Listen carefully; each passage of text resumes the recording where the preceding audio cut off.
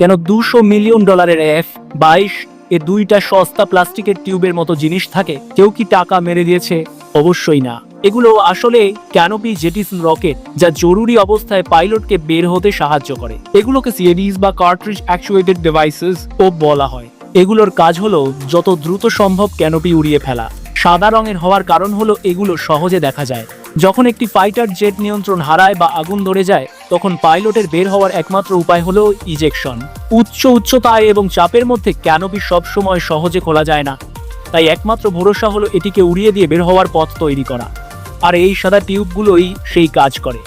আপনি ভাবতে পারেন এতে পাইলটের ক্ষতি হতে পারে, কিন্তু এর ভেতরে কোনো উচ্চ বিস্ফোরক থাকে না। এতে ব্যবহৃত হয় বিশেষ এয়ারক্রাফট পাইরোটেকনিক প্রোপেল্যান্ট, এবং এটি নির্দিষ্ট দিকে কাজ করে বলে পাইলটকে আঘাত করে না।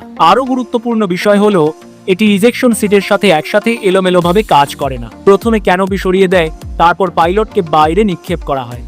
এটাই পাইলটকে নিরাপদ রাখার একমাত্র উপায়।